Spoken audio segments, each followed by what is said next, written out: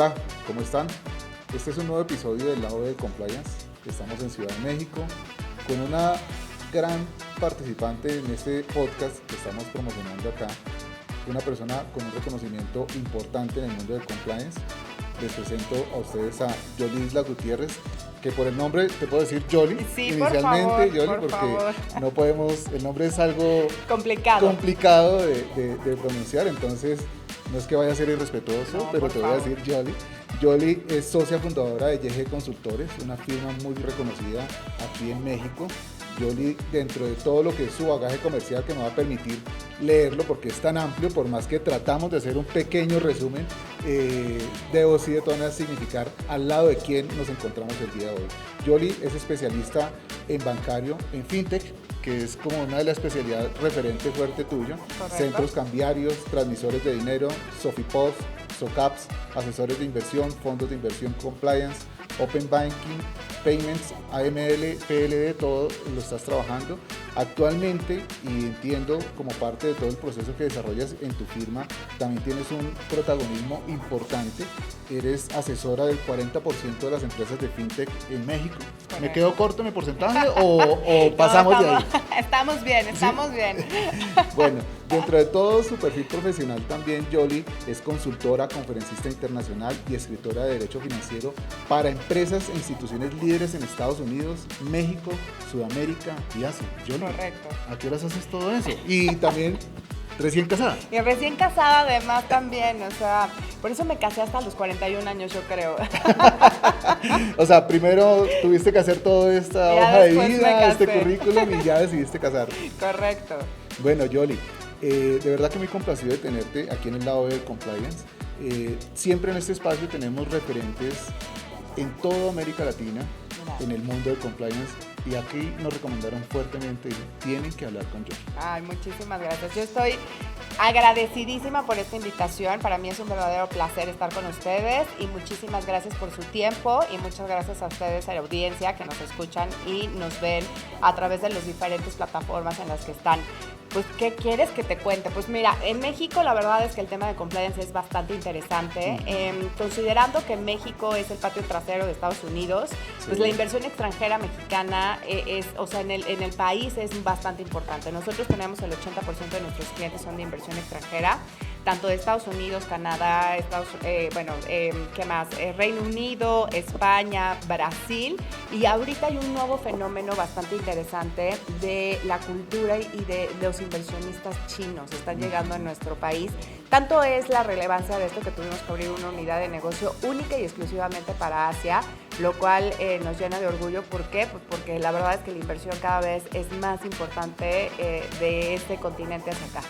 Eso hace que obviamente sean muchos los retos que tienen desde el punto de vista de compliance 100%. ante toda esta diversidad y transformación económica, porque finalmente todas estas inversiones económicas de diferentes países traen consigo diferentes compañías, diferentes tipos de sociedades y de mercados que son explotados, y hoy por hoy es una exigencia más allá del cumplimiento legal a que los oficiales de cumplimiento también estén en armonía con todos estos avances económicos.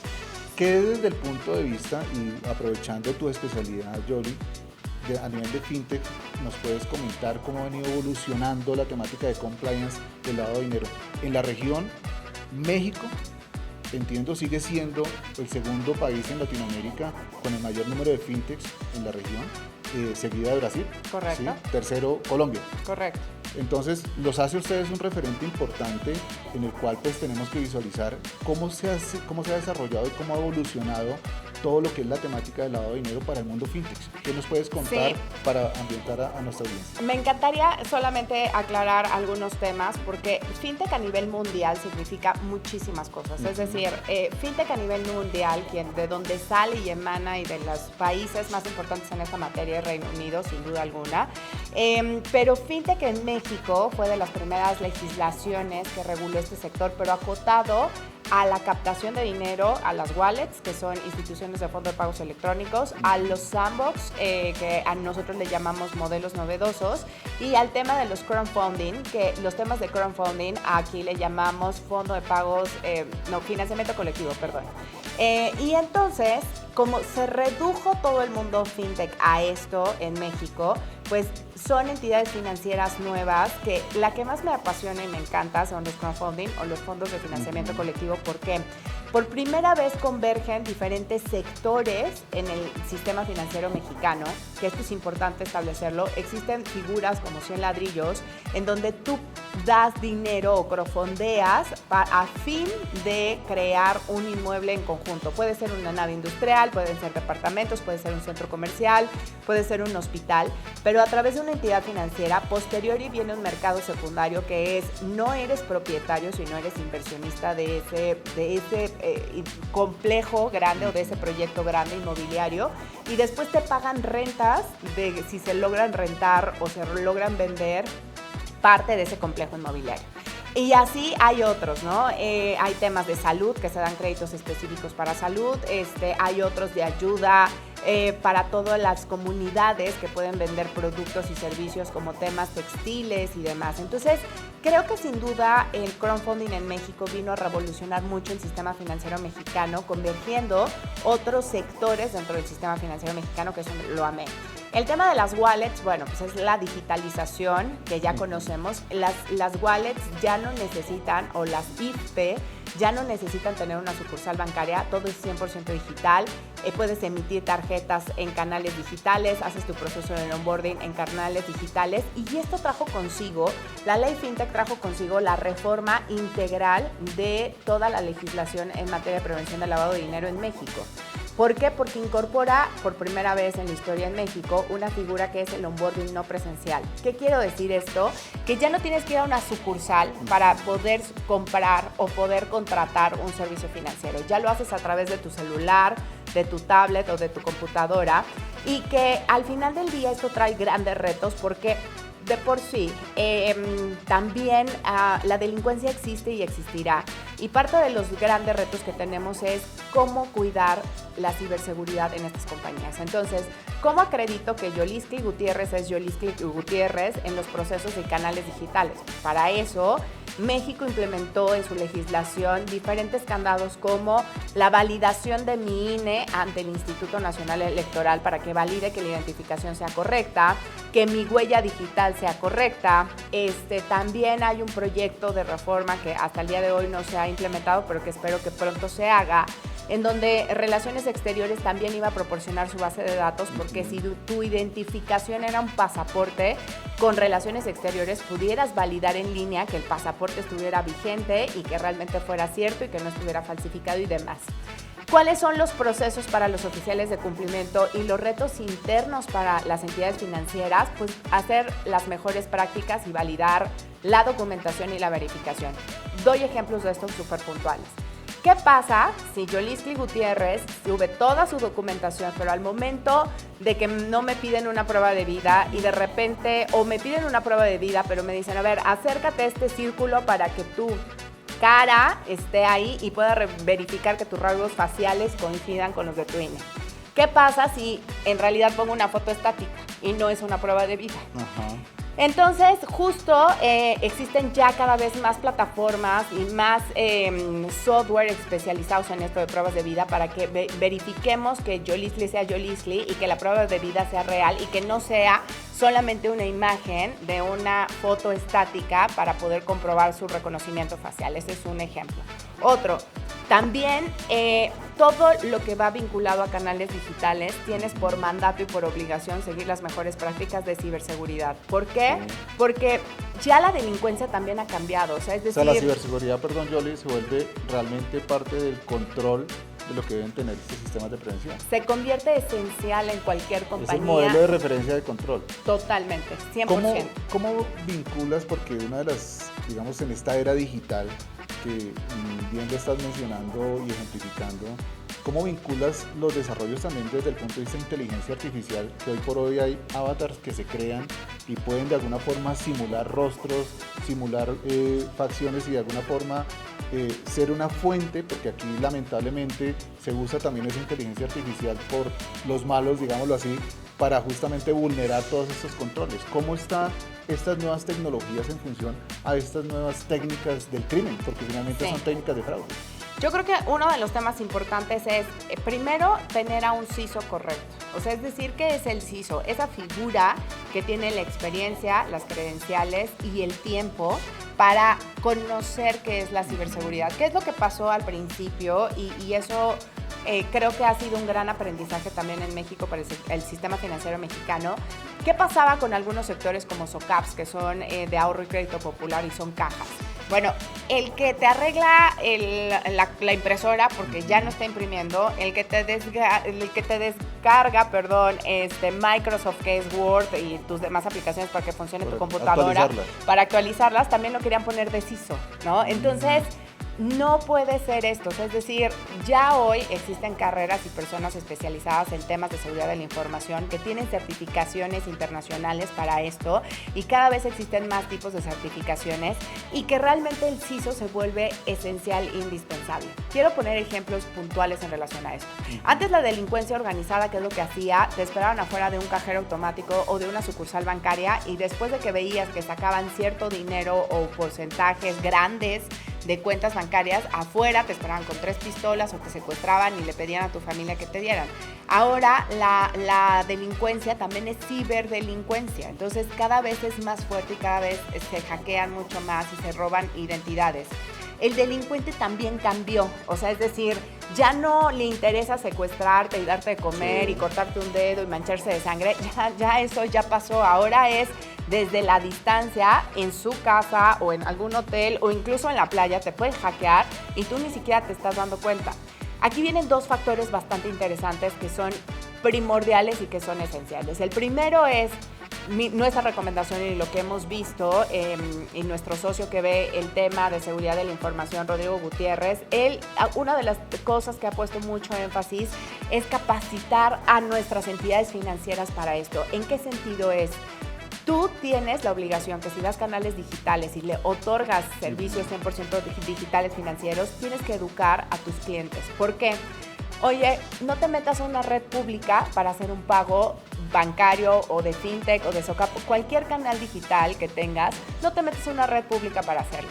Cierra tus sesiones, o sea, es decir, si abres tu sesión de alguna entidad financiera como fintech, cierra tu sesión. ¿Por qué? Porque si la dejas abierta, cualquiera te puede hackear. Eres vulnerable. Eres vulnerable. 2, no mandes por WhatsApp o cualquier mensajería instantánea tu user, tu contraseña, tus imágenes, tus fotos de tus tarjetas bancarias, porque aunque ustedes no lo crean, sí pasa y pasa mucho. Y la información que tenemos en WhatsApp es información pública. Entonces, si tú en un WhatsApp en donde no está cifrado, porque la mayoría de las personas no lo cifra, y te dan la información abierta y ni siquiera con los programas de que nada más lo puedes abrir una vez, pues evidentemente cualquiera podría hackear y podría tener esa información. 3, no abras nunca mensajes o cualquier mail que te llegue y que te diga, oye, un ejemplo pasa. O que le des clic a un link, porque normalmente están asociados a eso. ¿Qué es lo que está sucediendo? Y ahorita es un modus operandi muy común en México, es el e-commerce creció enormemente, ¿no? Entonces llegan mensajes de compañías de mensajería de última milla, como son Estafeta, DHL o cualquier otra, y te dice, oye, está próximo de llegarte un paquete, dale, rastrea tu paquete donde está. Le pican y jalan toda la información. Y además con la inteligencia artificial están pasando fenómenos súper importantes que ya no es el viejo phishing, ya no es yo sustituyo una página, sino ya sustituimos entidades financieras completas con páginas completas. O sea, realmente hay una infraestructura atrás creada justamente para simular al banco. Totalmente, al banco, a la fintech, a los sectores que existan, a los agregadores de pagos, a los que dan estos pagos incluso. Han pasado que hay casos históricos ya en México documentados que algunos crowdfundings, no puedo decir los nombres, pero que sí han robado la identidad de la entidad financiera y han creado páginas.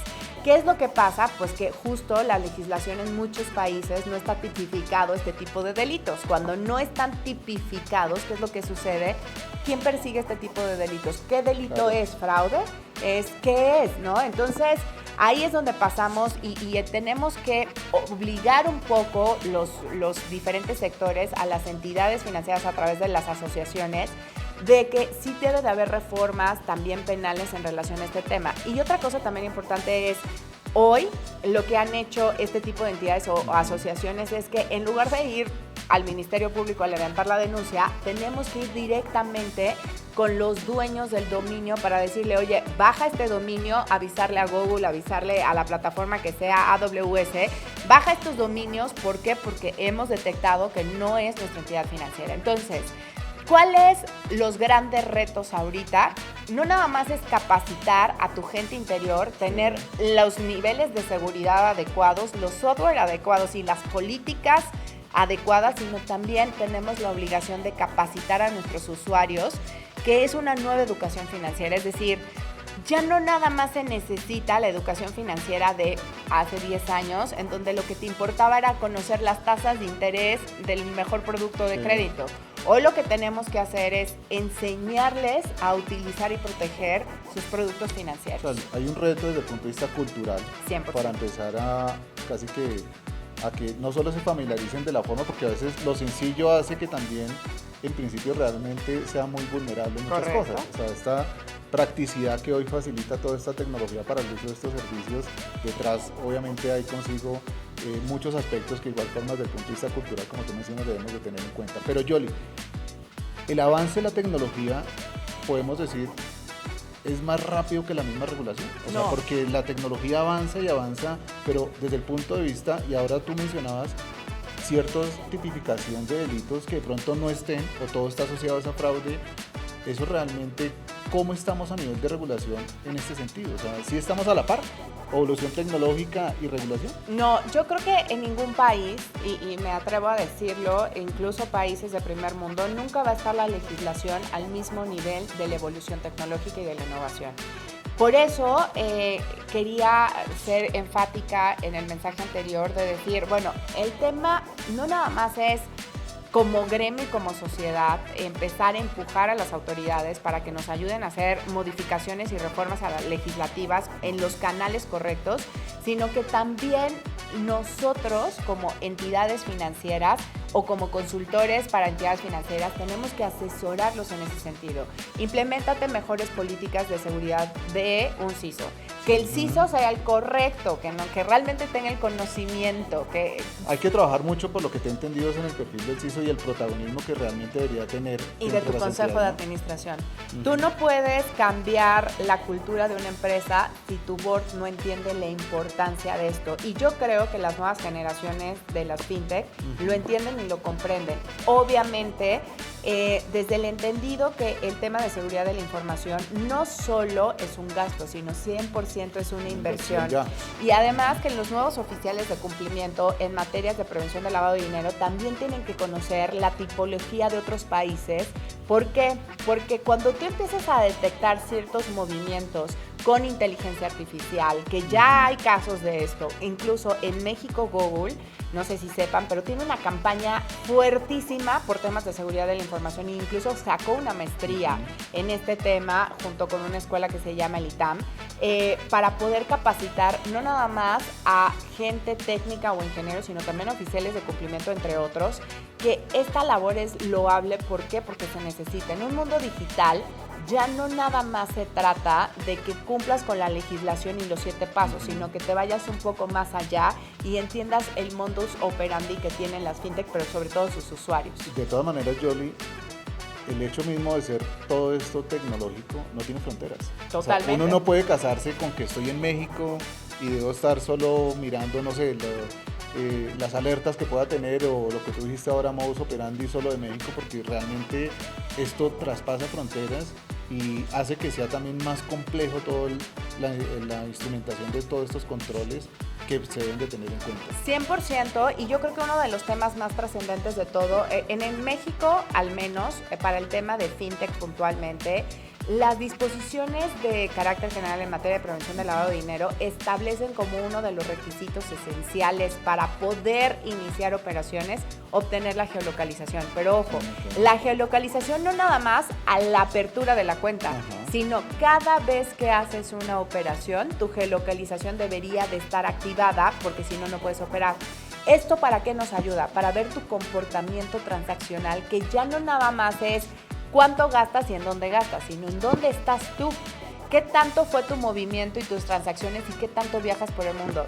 Un ejemplo, si yo he tenido congresos y voy de un lugar a otro y cambio de país a otro, a lo mejor ya no es tan raro para mi banco o para mi fintech el entender que es una persona que está moviéndose de un lugar a otro, o como ustedes, que van de un país a otro abriendo mercado y viendo a sus clientes y demás. Pero ¿qué pasa con un civil que no viaja y que está todo el tiempo en Colombia o que está solamente en México? Es evidente que ya la legislación, al menos en México, ya tiene esta apertura y este visto bueno. Y creo que es muy loable ese punto particular para que todas las transacciones que hagas en materia de prevención del lavado de dinero, el oficial de cumplimiento verifique y que los sistemas estén preparados para validar dónde está tu geolocalización cada vez que haces una apertura de cuenta y después las posibles operaciones que hagas sobre tu wallet. Ahí el mayor refuerzo con todo y el mensaje también para los oficiales de cumplimiento es claramente tecnología. 100%. O sea, no pueden gestionar sus sistemas sin contar con tecnología. La tecnología misma se vuelve un elemento fundamental para la gestión de riesgos, un elemento fundamental incluso para lo que estás mencionando, de identificación de este tipo de alertas. Pero, ¿qué podemos decir, Yoli, también como parte de lo que con este dinamismo viene a futuro con el tema de fintech, con todo lo que es la misma regulación? ¿Qué podemos esperar para ir ilustrando a nuestra audiencia con estos avances que vienen? Lo que viene y que llegó para quedarse se llama digitalización. O sea, es decir, va a llegar un momento en que las economías de los países emergentes como México y casi todo Latinoamérica vamos a llegar al punto de como África o la India, que muchas de las operaciones se hacen a través de wallets. Por muchas razones. Es mucho más fácil para los países, ya no gastan tanto en papel moneda, la economía se hace mucho más rápida y además también es un tema de políticas públicas. ¿Por qué? Porque fiscalizas así los ingresos de toda la comunidad. Entonces yo sí creo que vamos a llegar a puntos importantísimos de que todos los canales casi van a ser digitales. Me queda claro que en México vamos a tener todavía un tiempo para que esto suceda y nada más menciono el porqué. Tú no puedes digitalizar al 100% y crear puros productos digitales financieros si no tienes internet en todo el país, ¿no? Entonces, para que tú puedas dar ese tipo de canales, primero necesitas una infraestructura adecuada, que el internet jale en cualquier municipio y en cualquier región de México. Y creo que vamos un poco por ahí, vamos un poco atrasados con esto, pero es un hecho que las nuevas generaciones lo están viendo. Y algo, ¿por qué lo menciono? Porque las nuevas generaciones, a diferencia de nuestra generación, y me atrevo a decir nuestra porque creo que más o menos estamos en la edad, es la inmediatez. Nosotros, no sé, un ejemplo tan simple como esto. Cuando nosotros veíamos una serie hace mucho tiempo y te decían, oye, el canal tal te lo va a proyectar, pero solamente lo publican los martes a las 3 de la tarde, corríamos el martes a las 3 de la tarde, pero si ya no llegabas a verlo por cualquier cosa, ya no había la posibilidad de verlo, o sea, se acababa. Se perdió el capítulo. Se perdió el capítulo. ¿Qué es lo que pasa hoy con todos los streamings? Tú tienes la información en el momento que tú quieras, lo reproduces en el momento que tú sea y demás. Estas nuevas generaciones nos vienen a demandar eso, o sea, es decir, la digitalización llegó para quedarse, no nada más por un tema de evolución en el sistema financiero, sino también por la evolución de las nuevas generaciones, por un tema sociocultural. Perfecto. ¿Qué nos puedes compartir, Yoli, de pronto como caso de éxito que tú puedas comentarnos para también ir aterrizando desde el punto de vista de lavado, en qué ha contribuido todo el sistema fintech? Ha contribuido tan solo a la evolución de que los procesos de identificación de una persona sean 100% digitales. Imagínense lo trascendente que fue esta modificación. Y otro de los temas que tenemos pendiente en México y que espero que pronto salga es el Open Finance, sin duda alguna. Es decir, que puedan compartirse información una entidad financiera a otra sobre productos, servicios y demás, evidentemente regulado, evidentemente a través de la Comisión Nacional Bancaria de Valores con sus reglas y sus disposiciones, pero y Banco de México determinará también mucho de esta legislación y sin duda alguna creo que países, y vuelvo a repetirlo, Inglaterra es un pionero en esto, e incluso así como en Colombia sí existe una superintendencia y en México se llama Comisión Nacional Bancaria de Valores, en Reino Unido ya existe un organismo único que regula el tema de Open Finance y eso nos va a ayudar muchísimo porque va a producir la evolución de los productos financieros hiperpersonalizados en beneficio de sus usuarios. Qué bien. Yoli, desde el punto de vista de protección de datos, porque aquí también si todo versa sobre los datos, sobre todo lo que nos estás hablando de digitalización, ¿cómo se articula ese tema de protección de datos en toda la gestión de las fintech? Híjole, ahorita estamos en un momento histórico en México. Tenemos el tema del INAI, que es un órgano autónomo que regula los datos personales en este país. Estamos en un cambio sexenial y vamos a tener una nueva presidenta mujer por primera vez en la historia y tenemos que ver qué es lo que va a suceder con esta entidad puntual que es el INAI. El INAI en México, al menos al día de hoy, es el encargado de proteger los datos personales y sin duda alguna los datos financieros son datos personales y al menos en la legislación son datos sensibles porque identifican a un ser humano. Entonces, las entidades financieras, la Comisión Nacional Bancaria de Valores, Banco de México y el INAI tienen que crear políticas en conjunto porque nuestra información financiera no puede pasar de un lugar a otro sin reglas claras y sin el hecho de entender que son datos personales sensibles y que tienen que ser procurados, cuidados y protegidos por estas entidades. O sea, ahí también hay un reto desde el punto de vista de evolución 100%. Importante. Muy importante en nuestro país. Bueno, Yoli, el tiempo no nos da, el tema de todas maneras es bastante extenso, pero creo que nos has abordado unos temas interesantes, por lo menos para que los oficiales de cumplimiento también un poco se contextualicen en todo este ámbito de las fintech y también vayan generando conciencia y lo que has indicado desde el punto de vista también de promover cultura, porque esto también está detrás de un proceso cultural. Pero ¿qué le podemos finalmente dar como unas 3 recomendaciones a los oficiales de cumplimiento? Porque para unos esto es un tema de escozor, o sea, para unos todavía el hecho de la digitalización, el hecho de que el papel ya no esté funcionando, casi que se les va un control de pronto de referencia, no todo el mundo está familiarizado con el tema por más que la tecnología avance. Danos 3 de pronto aspectos que les puedes recomendar a los oficiales de cumplimiento. Primero, que nunca dejen de capacitarse. Esto es esencial y es vital y que no nada más se queden con lo que dice la legislación local, sino que vean casos de uso de Latinoamérica, ¿no? Ya no nos vayamos más allá.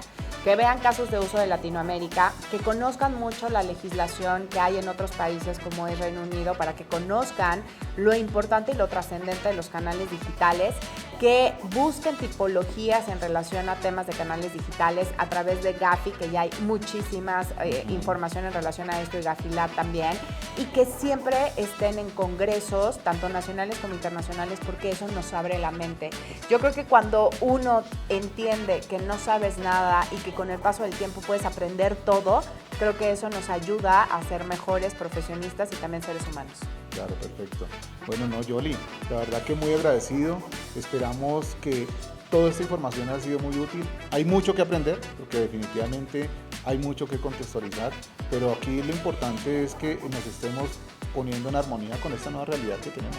Digital, tecnológica, el mundo está avanzando en este sentido y yo creo que todos tenemos que volcarnos de esta forma 100%. Y pues no hay que hacerlo a un lado realmente ni tenerle temor porque esto ya es algo que corre y como tú dices ya se quedó, ya está impregnado en nuestras vidas y en lo que son la cotidianidad que tenemos en diferentes ámbitos, no solo a nivel empresarial sino a nivel personal.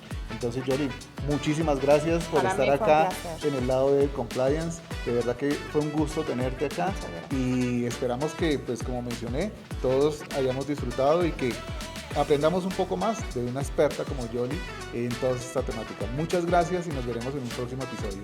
Adiós.